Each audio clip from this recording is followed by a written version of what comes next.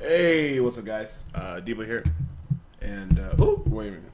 I'm trying to adjust my mics because in the last video I made, I was a little bit low, so I moved the mic a little bit closer. What's up, everybody?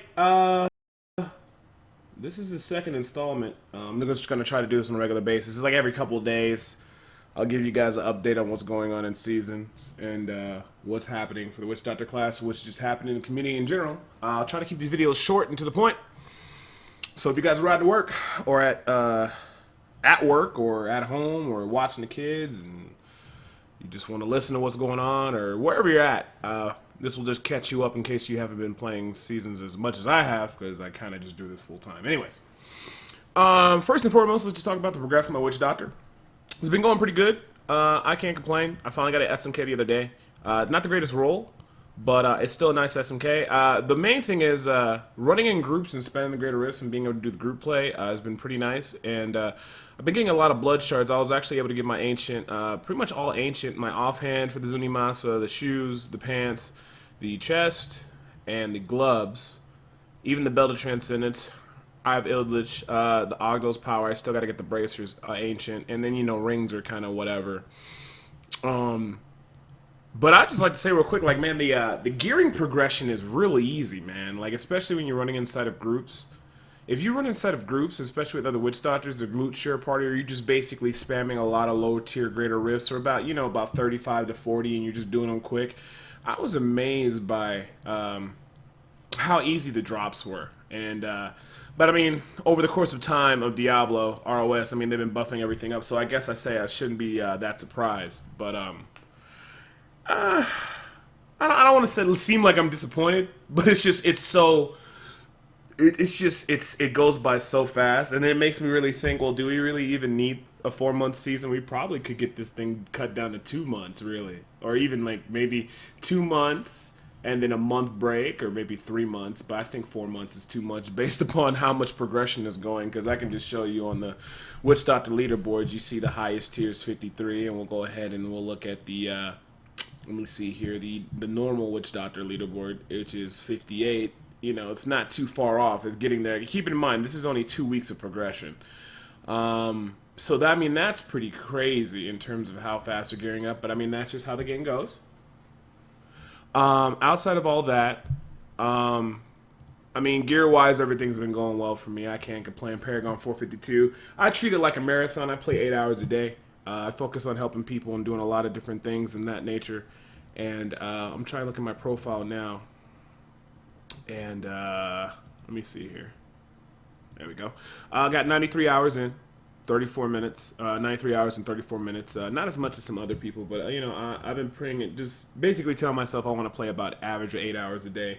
We're currently 12 days into the season, so let me take out my handy dandy calculator. Let me see here. 93 divided by fucking 12 days so far. Well, I don't know if I can count today, but yeah, about 7.75. I've been averaging about 8 hours a day of Diablo every single day, 8 hours.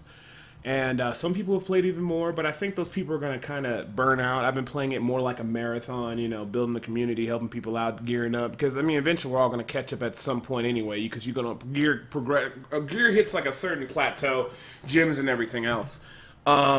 But I mean, I've been enjoying it, playing with people and having a good time and not worrying too much about the leaderboards. I went back and got ranked.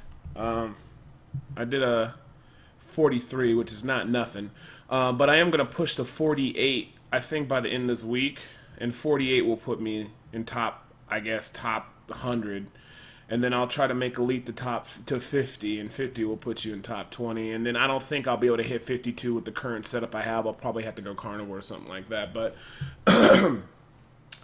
in terms of everybody playing, I think a lot of people are playing. That's one good thing about the seasons. I think, I think the gearing progression is okay and how they have everything, but they kind of just need to just cut it down to like 3 months. It doesn't need to be this long. But anyway. Outside of that, that's how my character progression is going. Talking about some serious topics I want today, I just wanted to brush upon these. On the last video, I was talking about the Blood Thief exploit. You can head over to battle.net. They put a build post about this.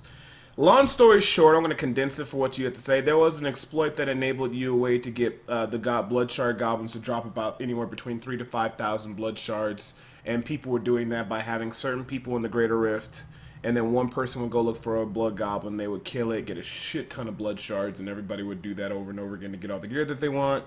That is an exploit, and a lot of people said, "Oh, it's not a big deal." Blah blah blah blah blah. Well, Blizzard said it was an exploit. They said they don't like this. They're condoning this policy, and I think Blizzard, just like I said in the last video, are having enough. So the conclusion is this: this is how they delivered out the bans or reroll back people.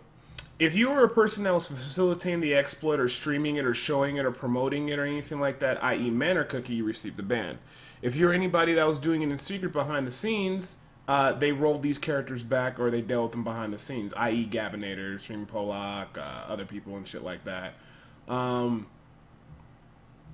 I mean, that's pretty much how it went. And I think people who just did it maybe a couple times and stuff like that, that nothing happened to them. To what limit of did they get everybody, we don't know, but at least now they posted it up there, so the next time an exploit comes out, people will remember this, and I think this is a good play by Blizzard, because if you always have these problems and you're not dealing with them, people are going to think you don't care, then they're not going to play your game anymore. So long story short, in the future, any other exploits, I imagine they're going to handle this the same way.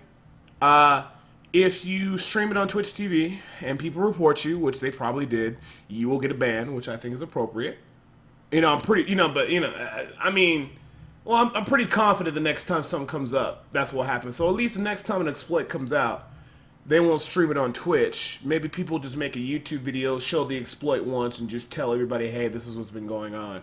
So, I like that. And then the people who do it behind the scenes, they got rerolled back, so that was fine.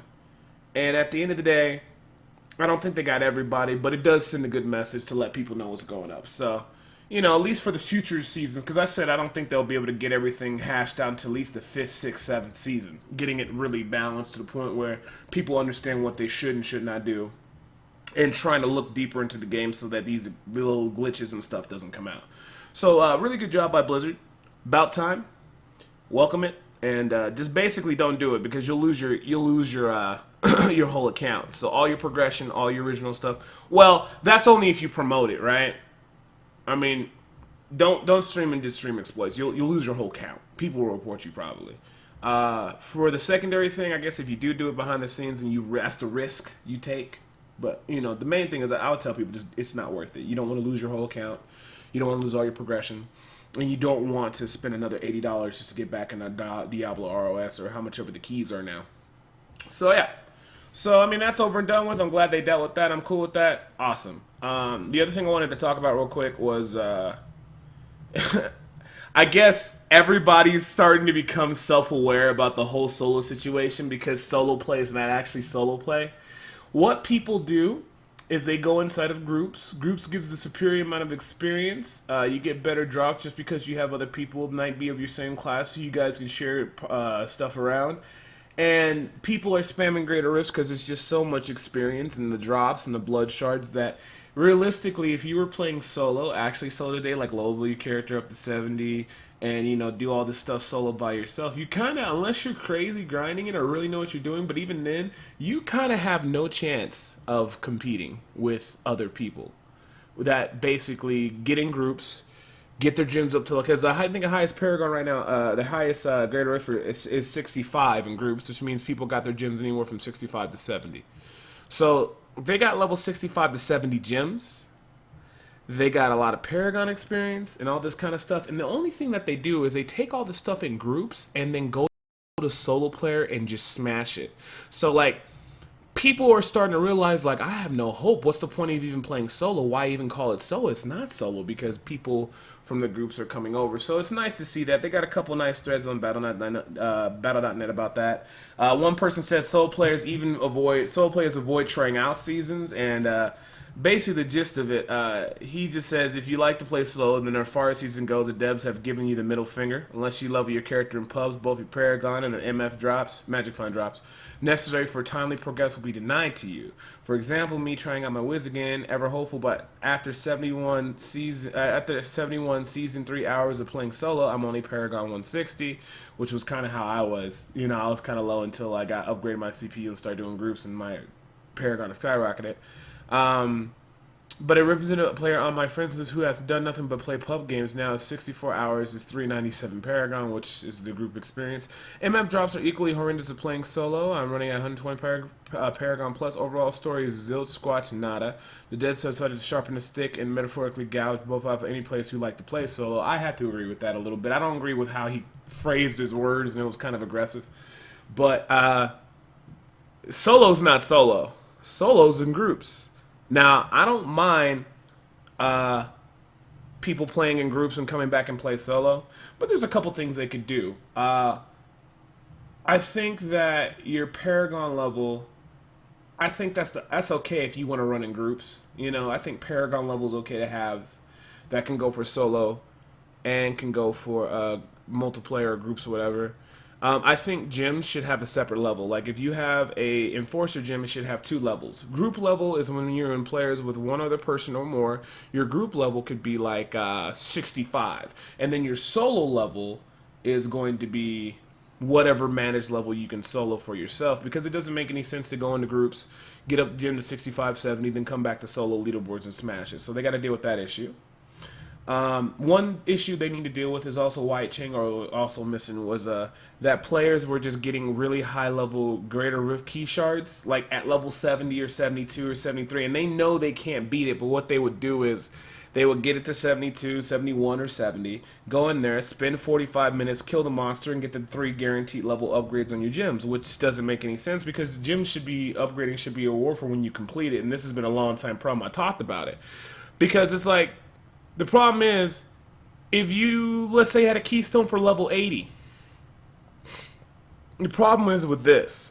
You can just sit there and take an hour and a half on the level 80 gyms if it means that you're going to get good upgrades on your gyms, and to the point where your gyms get up to level 80.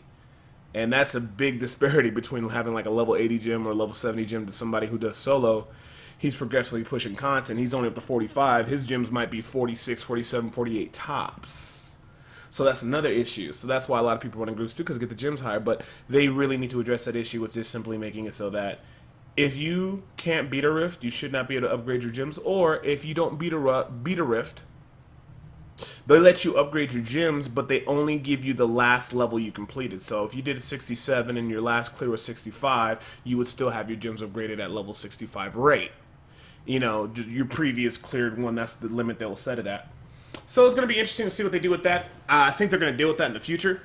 We already know we're reviewing trials for the next season, so that'll be good because a lot of players will run builds and say this build can do Greater Rift 55, 56, but they don't tell you that they had to make like 100 keys inside of a group to make those level 55 to 56 keys to run 100 attempts to get one attempt through.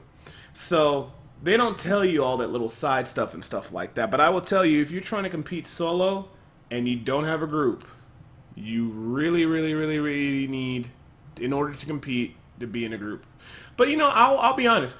If I were to play solo, I feel that I could be a top 100 playing solo. But if you want to push to the like the top, or go for craziness, you would definitely need to be in a group. So, like I said, there's nothing wrong with being in a group, but I mean, if you're going to have a group and you're going to have solo play rankings, you should separate them, or you should just get rid of solo rankings and just have group rankings or something like that. That would make more sense to me. But people are starting to realize that, and they have blue comments on it. Check out the Diablo forums. They got some good discussions on, the ones that are marked with blue posts and stuff, that players are starting to realize this game is not, you can't solo this game anymore. You have to be in groups. And I don't think Blizzard should force you to be in groups. I don't think Blizzard should force you to be solo. But this is something they will have to do. Maybe they can buff solo. When you play by yourself, you get more experience. You don't have to be in a group, or you can do certain things that would make it a little bit more balanced and not so crazy. But I mean, that's pretty much what's going on. So we know about the Bloodshot exploit and how they handled that. You know, again, for a quick review. If you stream it or you show it, then you'll get a ban. If you do it behind the scenes, you'll get a rollback, and then that's just pretty much to the go. Players are starting to realize that solo is not actually solo. It's people from who do the high level groups and just come over to solo to smash. They are disabling greater keys, which is good. I think that will help out. They already addressed the issue of players doing high level dungeons and they can't beat in time, but they're just using it to upgrade their gyms. I think that's a good thing. Hopefully, they implement in the future, like I said, separate gyms for solo and for solo ranked and group ranked.